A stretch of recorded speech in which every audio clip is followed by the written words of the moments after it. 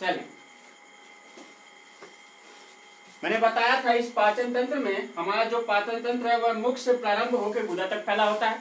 लगभग यह है एलिमेंट्री कैनाल हमारा जो पाचन तंत्र 9 मीटर लंबी होती है और उसमें भी कौन कौन से मुख्य पाचक अंग होते हैं। उसमें पहला मुख्य पाचक अंग हमारा मुख है, उसके बाद ग्रसनी या ग्रासनाल, उसके बाद जो है अमाशय, छोटी आंत और उसके बाद आती है बड़ी आंत। और अगर इसको इंग्लिश में देखें तो mouth, oesophagus, stomach, small intestine and large intestine ना। अब उसके बाद पाचक अंगों के साथ साथ कुछ आपको बताते पहला पाचक तंत्र दांत, मुख है ना, मुख में ही दांत होता है। बात समझे? पूरे माउथ की सहायता से आप भोजन को जो है क्या करते हैं, पूछते ना। उसके बाद आते हैं ग्रंथियां। क्या है? ग्रंथियां। हमारी जैसे कुछ प्रमुख पाचक अंग हैं उसी प्रकार से कुछ पाचक ग्रंथियां यानी ग्लैंड्स भी हैं। सबसे पहले है लार ग्रंथि जिसको सलेवरी ग्लैंड्स कहते हैं, उसके बाद यकृत जिसे लिवर कहते हैं, उसके बाद अग्न्याशय जिसे पैनक्रियाज कहते हैं, है ना। अब चलते हैं इसके टूटे फूटे चित्र पर और देखते हैं उसमें किस प्रकार से कहां कहां पर क्या होता है। बताइए, ये वाला टॉपिक पूरा कंफर्म हुआ, जिसे आपने नोट भी कर लिया। अब आगे बढ़ते हैं, इसको मिटाते हुए चित्र की सहायता समझते हैं। चित्र जैसे आपको बनाना होगा, रफली हम फिगर बनाएंगे, बहुत ज्यादा बोले। इसमें आपको क्या करना है, देखिएगा चित्र शुरू होगा,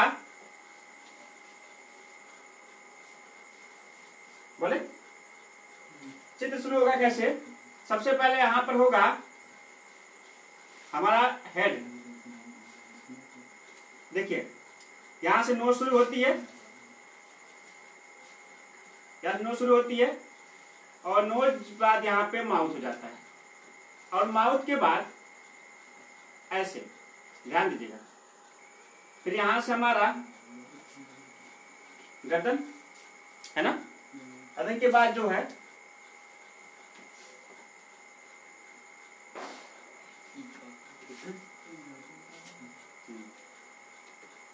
ये हो गया, ध्यान दीजिए।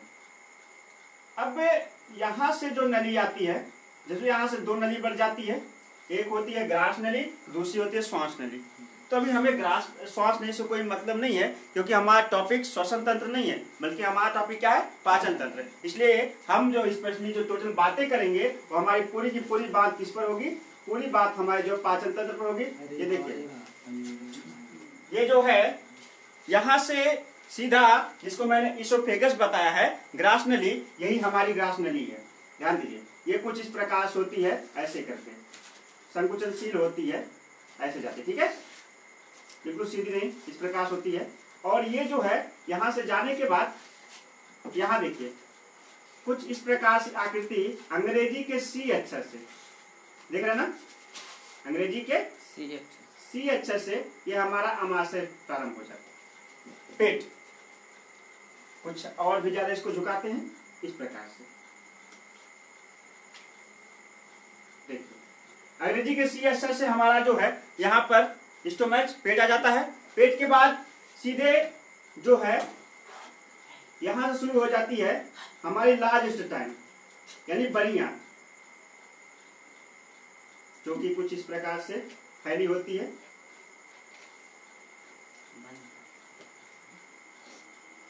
एक चित्र के माध्यम से समझे तो ये है हमारी लार्ज इंटेस्टाइन। लार्ज कहने के लिए केवल इसका नाम लार्ज है। इसके बीच में जो है कौन सी इंटेस्टाइन है, स्मॉल इंटेस्टाइन, छोटियां।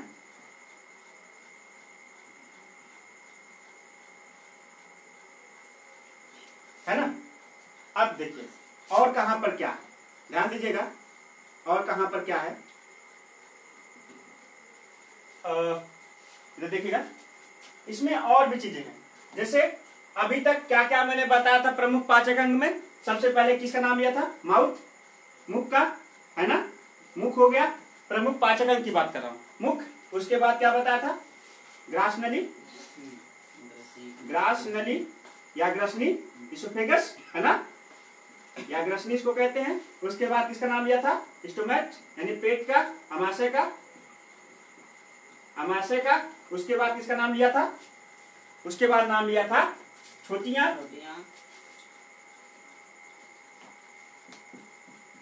छोटी आंत। उसके बाद नाम लिया था बड़ी आंत।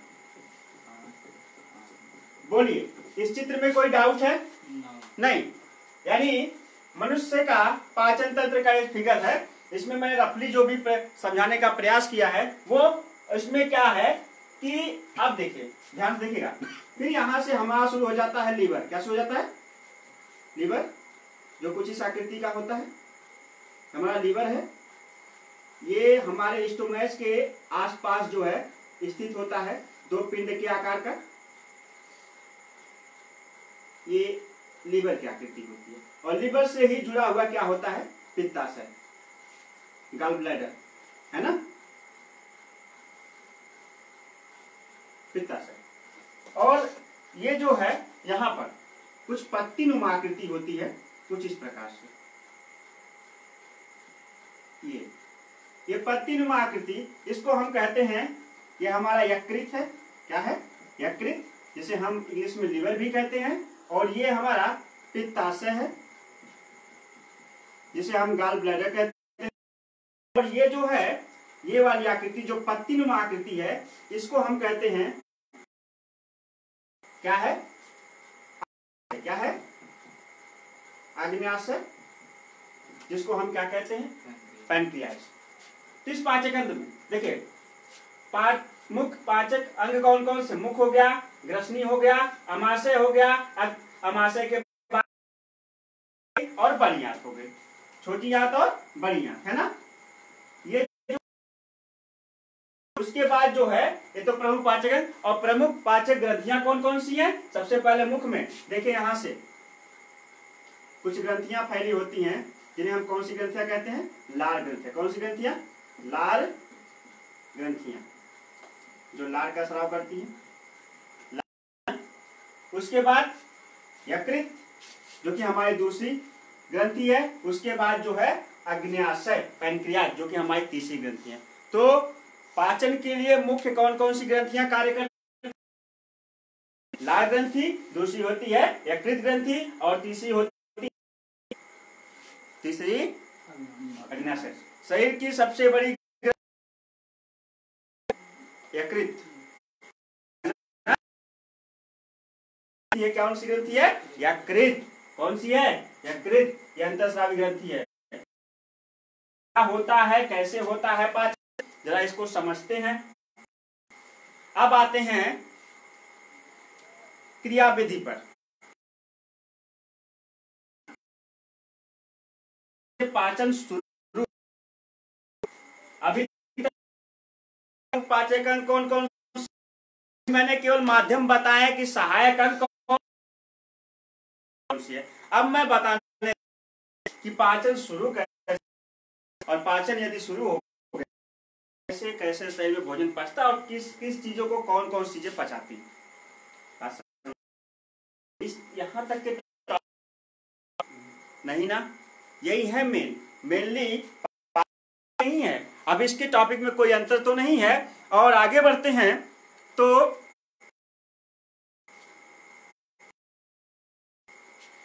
बढ़े। सबसे पहले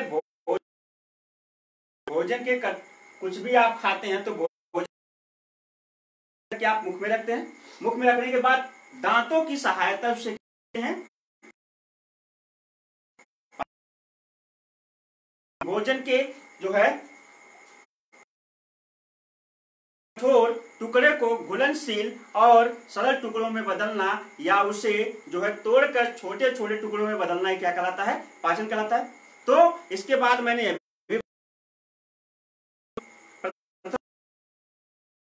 जैसा कि कंफ्यूजन हो गया कि दांत और मुख, तो मुख में ही दांत है, यही ना। तो क्या करते हैं, दांत से क्या करते हैं, भोजन को क्या करते हैं? चबाते हैं। और चबाने के बाद क्या करते हैं, जीभ की सहायता से उसे क्या करते हैं, उसमें लार मिक्स करते हैं। जैसे भोजन चबाते जाते मुख से लार स्रावित होती है, और लार मिक्स करते इससे भोजन गीला और लसलसा हो जाता है। बात समझे? लार में एक एंजाइम पाया जाता है जिसे लार एंजाइम या एमाइलेज कहते हैं। क्या कहते हैं? लार एंजाइम, सल्फरी एंजाइम्स, या इसका नाम है एमाइलेज। क्या है? एमाइलेज।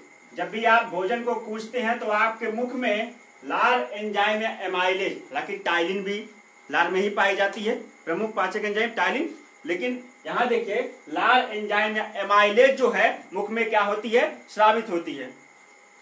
तो यह क्या करती है? इसका कार्य बता रहे हैं। इसका कार्य है भोजन में उपस्थित कार्बोहाइड्रेट को, किसको? कार्बोहाइड्रेट। भोजन में उपस्थित कार्बोहाइड्रेट को ये बदल दे, कार्बोहाइड्रेट का पाचन करती है। कार्बोहाइड्रेट मतलब स्टार्च, कार्बोहाइड्रेट मतलब स्टार्च, यानी स्टार्च का पाचन करके उसे माल्टोस में बदल देती है। किस में बदल देती है? माल्टोस में।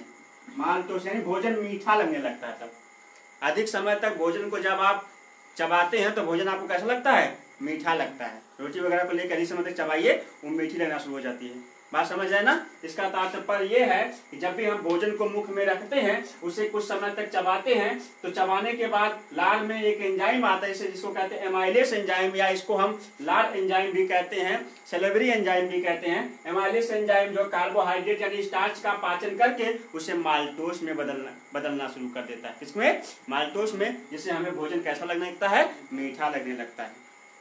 मेरी बात समझ गए ना? अब जैसा समझिएगा, ये जो है ना ग्रास नली, देख रहे हैं ग्रास नली? ये ग्रास नली ना बिल्कुल ही जो है अंदर से इसमें बिल्कुल ही क्या फिसलनदार होती है, चिकनी फिसलनदार होती है, और उसके साथ साथ संकुचनशील होती है। संकुचनशील का मतलब इसमें सकुंचन प्रकुंचन होता है, मतलब ये फूलती पचकती रहती है। जैसे भोजन जाता है हल्का सा फैल जाती है, फिर इसको जो भोजन को ढकेलने का काम करती थी। बात समझ रहे ना? भोजन को यार हालांकि फिसलनदार तो होती है, लेकिन भोजन को ढकेलने का भी क्या करती है? कार्य करती है। बात समझे? तो भोजन यहाँ से बड़े ऐसे संकुचनशील होती है, इस यहाँ से भोजन फिसल कर जो है कहाँ पहुंच जाता है? हमारे अमाशय में। कहाँ पहुंचता है? अमाशय में। तात्पर्य ये है कि ये जो दूसरी हमारी जो ग्रास नली है, इसोफेगस है, यहाँ पे भोजन की किसी भी मात्रा का कोई पाचन नहीं, भोजन की किसी भी मात्रा नहीं होता है। अब कहाँ पहुंच चुका है? अब हमारे अमाशय में। कहाँ गया भोजन? अमाशय में। अमाशय में। और अमाशय में क्या क्या देते हैं? अमाशय चीजें, अमाशय में मुख्य रूप से 3 चीजें होती हैं। देखिए अमाशय में क्या, अमाशय में पहली चीज होती है, ध्यान दीजिए, पाचन पाएंगे, बुक में भी आपको ऐसा नहीं मिलेगा। बात समझना? बहुत ही इंपॉर्टेंट टॉपिक पढ़ा रहा हूं, और बहुत ही के पढ़िए, एकदम तैयार हो जाएगा पाचन कैसे कैसे।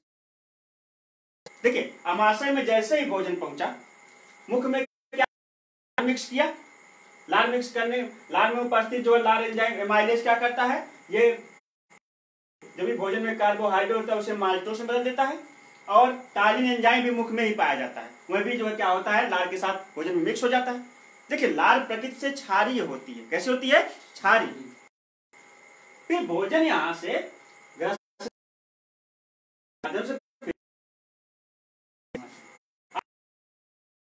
पाई जाती है। क्या क्या हमारे स्रावित करती हैं, जरा उसे समझ लेते हैं। सबसे पहले एसिड, हाइड्रोक्लोरिक एसिड या अम्ल ना, इसको हम ना जठर रस भी कहते हैं। क्या कहते हैं? जठर रस। जठर HCl। और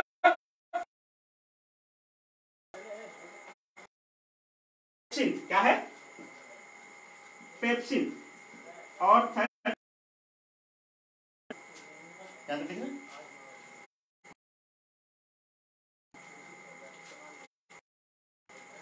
अमाशय में हमारे 3 चीजें हैं। अमाशय यहाँ पे लिखते हैं, वहां दिखाई दे रहा है अमाशय में 3 चीजें हैं। पहला है हाइड्रोक्लोरिक अम्ल। क्या है? हाइड्रोक्लोरिक, इसे क्या कहते हैं? जो कि अमाशय की दीवारों से स्रावित होता है। और दूसरा जो है पेप्सिन है। क्या है? पेप्सिन है। और तीसरा जो है,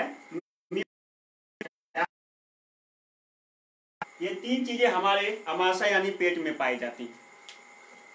3 चीजें हमारे अमाशय यानी पेट में पाई जाती हैं। बोले? अच्छा, भोजन मीठा क्यों लगता है? माल्टोस ग्लूकोज के कारण। माल्टोस। बोले? अब चलते हैं, सुनिए। जैसे ही भोजन हमारे पेट में पहुंचता है, किसके संपर्क में आ जाता है? हाइड्रोक्लोरिक अम्ल, एसिड के। अम्ल कैसा होता है प्रकृति से? स्वाद कैसा होता है अम्ल का? खट्टा, है ना? अम्ल का स्वाद कैसा होता है? खट्टा।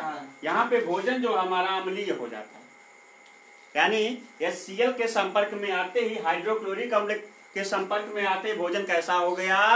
अम्लीय हो गया। अम्लीय हो गया। अच्छा, अब जान लेते हैं कि हाइड्रोक्लोरिक अम्ल का आखिर कार्य क्या है अमाशय में। क्यों हाइड्रोक्लोरिक अम्ल जो है अमाशय में स्रावित होता है? इसको जठररस भी मैंने बताया कहते हैं। ये हमारे अमाशय में स्रावित क्यों होता है, जरा इसको जान लेते हैं।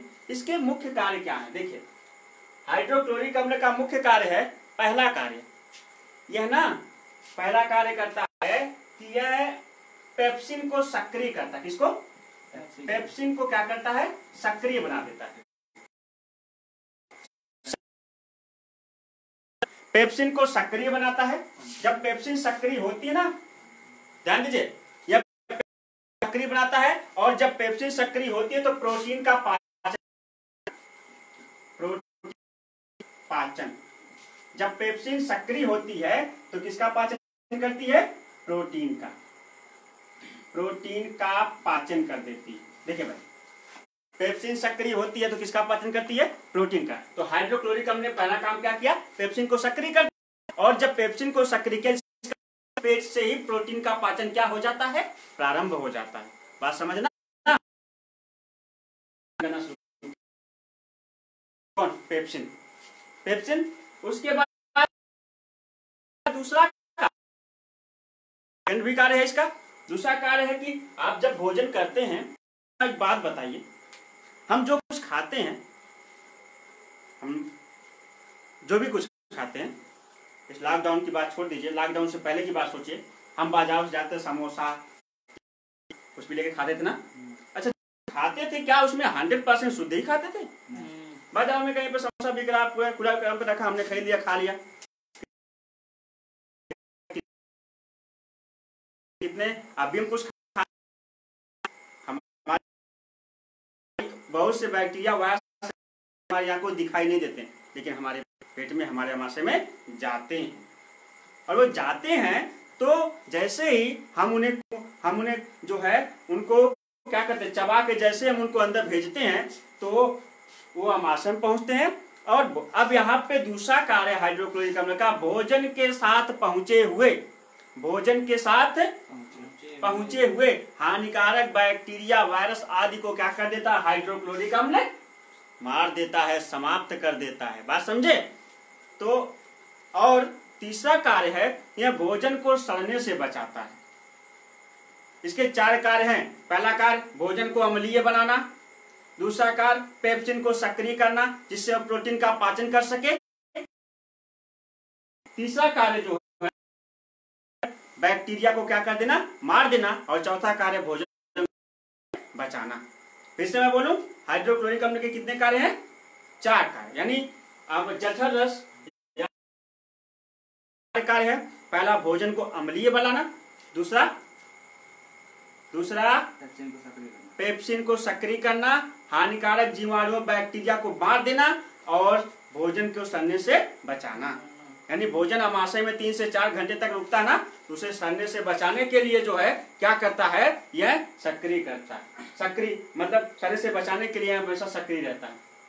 अब तो बात करें पेप्सिन का कार्य क्या है। पेप्सिन देखिए सामने लिखा है, प्रोटीन का पाचन करना, यानी अमाशय में ही प्रोटीन का पाचन क्या हो जाता है, प्रारंभ हो जाता है। अमाशय में प्रोटीन का पाचन प्रारंभ हो जाता है। बात समझ में आई। उसके बाद ये लास्ट है म्यूकस। क्या है, म्यूकस। यह जो है हमारे आ जाता है, जैसे हाइड्रोक्लोरिक है क्या, एक तेजाब ही तो है, अम्ल ही तो है। यह क्या कर सकता है कि अमाशय की हानि पहुंच सकता है। इसलिए हाइड्रोक्लोरिक अम्ल के द्वारा अमाशय की दीवारों की रक्षा करने का कार्य कौन करता है, म्यूकस। मतलब होता है कि हाइड्रोक्लोरिक अम्ल के जो है हाइड्रोक्लोरिक अम्ल क्या कर सकता है, अमाशय की दीवारों को म्यूकस क्या करता है, बचाता है। बात समझे। हाइड्रोक्लोरिक अम्ल के 4 कार्य हैं, भोजन को अम्लीय बनाना, भोजन को सड़ने से बचाना, हानिकारक बैक्टीरिया वायरस को मारना, और अगला एक और है पेप्सिन को सक्रिय कार्य इसके हो गए। इसका कार्य प्रोटीन का पाचन करना। ये हाइड्रोक्लोरिक अम्ल पेप्सिन को सक्रिय करेगा, तभी अमाशय में प्रोटीन का पाचन होगा। इतनी बात समझ में आई। उसके बाद म्यूकस का कार्य क्या है, म्यूकस करता ये है कि म्यूकस जो है अमाशय की दीवारों को क्षति होने से, हाइड्रोक्लोरिक अम्ल के द्वारा क्षति होने से, हानि होने से म्यूकस क्या करता है, उसे रक्षा करता है, बचा लेता है। मेरी बात समझ रहे हैं ना। फिर उसके बाद आते हैं आगे आगे। अब यहाँ के बाद भोजन 3 से 4 घंटे तक यहाँ रुकता है अमाशय में। वहां पे भोजन मथता है, क्या होता है, मथता है, उसका पाचन होता है। हाइड्रोक्लोरिक अम्ल है, और तोड़ने के बाद जब भोजन जो है एक अर्ध तरल सा हो जाता है, तब कहाँ पहुंचता है, छोटी आंत के बारे में जान लेते हैं। छोटी आंत, स्मॉल इंटेस्टाइन इसको कहते हैं, छोटी आंत। छोटी आंत आखिर है क्या, जरा जान लेते हैं। छोटी आंत, छोटी आंत की लंबाई